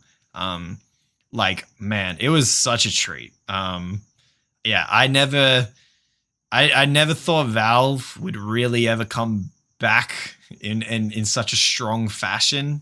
I was like, oh, I'll probably just get another card game or whatever, another artifact type small thing, which is fine. But I never expected to get an experience like this. And this was just such a beautiful message to the gaming community, being like, yeah, we still fucking got it. Like, don't worry, guys. Like, we still know how to make video games. Like, it's a non-issue. It's just like we just want to figure out like what we want to do for it. And looking at like the documentary that Jeff Keighley does on it in the final hours of making Half-Life Alyx, and the timetable of where you can see like what they were making at the time, and just like where all these different projects dropped off, because Valve is just so work on what you want, work on whatever you want. Like it's so Google in that regard, where they're just like, do what you want, dude, like experiment, like whatever. And like there's no real leadership structure. Like no one's a leader. It didn't work like that. And like, so that's why projects were just dying left, right, and center. And then out of the corpses of these tens of games rose this one thing where someone's like, for the love of God, please, I wanna do some Half-Life shit. Please let me do it. And then they're like, okay. And then he was like, all right, I'm going to lead it. We need some leadership. Like, yeah, like this whole flat structure thing, it's great, but we're not going to get anywhere. And it's just going to be another dead game. And so finally with some leadership and then like them making this game, it's just such a beautiful much to be like, yeah, they've still fucking got it. They've just been dicking around for like 8 years. Like, and yeah, it's an incredible, for me, it was pretty like life-changing in terms of games. Yeah, like, yeah, pretty remarkable. Honorable mentions. Oh, for our game of the years. Oh shit. I think just on that Half-Life Alyx quickly, I think that's something Valve do really well, is not announce games too early. I mean, it came out of nowhere. They're just like, Half-Life Alyx. It's like, coming. Literally. I think, like, I'm looking at the dates here. It was announced on the 21st of November 2019, and it released literally 4 months later in March. Yep. So they knew that shit was coming. They knew it was ready. It wasn't like a scenario where a game has been hyped up. Cyberpunk. Sort of, yeah, literally Cyberpunk. Fuck, I'll tell you another game that's suffering from this at the moment. Lego Star Wars The Skywalker Saga. Where is Fucking hell. Where is it, bro? They were meant to have one for episode 8. They were meant to have one for episode 9. And then they completely scrapped it and were like, you know what? We'll do the Skywalker Saga. And it was meant to come out after episode 9. Like a tie-in essentially. It looks amazing though. It looks sick. Like they've got like 300 and something playable characters. It's got all 9 games. You don't have to play them in sequential order if you don't want to. You can play them in whatever order, whatever sequence, which is sick, by the way. The camera angle is now third person over the shoulder. You see that? How crazy is that shit? So like the fact that it's been now hyped up and announced for so long and still hasn't dropped, like shit, the movie came out 2 years ago, or like creeping up to. It's, if you want to have, I don't know. At this point, I'm just like, release the game. Release the game. Because I love Lego games. Like, it's one of those games where, again, you can just jump in and chill. And although you've got like some frustrating moments, it's not like, oh shit, I need to like focus a whole lot. I can just be mindless in this moment, sort of thing. Yeah. But that's one that I'm hyped for. Yeah. They're just like, hey, don't forget it's still coming. Literally, that's all it is. It's just like a constant reminder. As for honorable mentions, I mean, for gaming, I have to put an honorable mention for Cyberpunk. I really enjoyed Cyberpunk. Like, people are gonna like probably tear me to shred in comments, be like, "Yo, it's a fucking shit game." It's really not. I really loved Cyberpunk. But like, it's like the cohesion of everything I love in fiction, like put together. So naturally I have a bias towards it anyway. So Cyberpunk is definitely one that's in the honorable mentions. I played a fuck ton of Animal Crossing as well, so that has to go in my honorable mentions as well. Otherwise, otherwise a bit of a hypocrite. And then like I can't even. What else did I play last year that was just really pogged out of its gourd? I mean, probably Hades. Hades is probably another one I have to do an honorable mention for, as a contender for Game of the Year. It was just so fucking good. You love that when an indie title is up there too. Dude, I mean, it made the actual list for Game of the Year. It was like, it had the most nominations out of every game last year. Yeah. Which makes sense, because fucking pogged. Yeah, it was so good. Oh, dude, let me open my Steam. I don't know. I gotta have a look. What about you? You got any other honorable mentions for what could have been Game of the Year for you? Yeah, I reckon I had Ghost as my number one. I reckon Star Wars Jedi Fallen Order. I put so many hours into that, like, because going through and trying to get the platinum for that. Still haven't got it, but just the fact that, again, like another game that I thoroughly enjoyed, just sitting down and playing. It's hard to think of, like, I played a lot of games last year that weren't actually released last year. That's the only issue. That is kind of an issue with a lot of the stuff, but like, you know, yeah, like I almost count them as your game of the year. Yeah, so. like I went through and I played Broken Age. What else did I play? I played Life is Strange Before the Storm. Played a bunch of like old school classics like the Ratchet and Clank 1, 2, and 3. Crash Bandicoot Remastered. I finally got around to playing God of War. Bunch of like old PS3 titles. Like last year was just a bit of a mishmash for me for what I played and that sort of thing. But yeah, it was a bit of a mishmash year. Yeah. Yeah, very, very telling for 2020 as a year. But I do have another honorable mention. Ghost Runner. Do you know what this is? That name sounds familiar. Yeah, Ghost Runner is like a action platforming game that's in first person. And it's got that. Yeah, it's in the cyberpunk setting as well too. Yes. Number one, that game, like towards the end, difficulty curve goes from like here to fucking like this. As soon as I'm not going to spoil what it is. As soon as they enter a little bastard enemy, it goes like that. It just goes for full fucking straight vertical climb. But that game was awesome. That game's sense of speed and momentum and how you move around. It's like, again, it's like a puzzle game. You gotta like figure out like the best thing for you. And then me and my friend Fraser, once again, we got really into speedrunning the first level. Like, really into speedrunning. Like, I think we're both in the top 40 in terms of, like, our pace for that game. Like, we finished the first level in, like, oh, shit, what are we? We're, like, 1 minute and something seconds now. Holy shit. Like, we really got into it because it's just, like, it's kind of like an easier layout. Plus the level itself is quite short because we didn't want to, like, you know, like, pick long levels. Like, it's just fun versing your friends in really short things and trying to carve off as much time as you can. So that was super fun because, yeah, like, majority of my time in that game, like, how much did I put into it?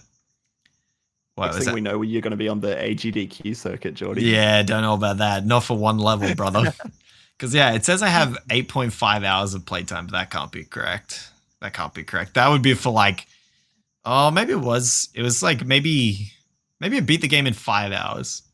Yeah, I think I beat the game in 5 hours. So, like, quick. 3.5 of that is literally just me and Fraser speedrunning the first level. Holy shit. Yeah. So it's a very quick game. It is a very fast game. It'd probably be something you're interested in platinuming, honestly. It's probably an easy plat. Definitely. But, yeah, that game was super fun too. I heard it had a horrible console launch though, really buggy. But on PC it was fine. Very cool. Yeah. And that's probably it, man. Tap the bell icon after subscribing and you'll never miss a video again. And consider checking out my Facebook page as well for daily gaming updates and news. Thanks, guys. YouTube, what's good? See you later gaming here, bringing you a brand new episode of Top 5. In this video, we're going to be going through the top 5 gaming characters with the name Valentine.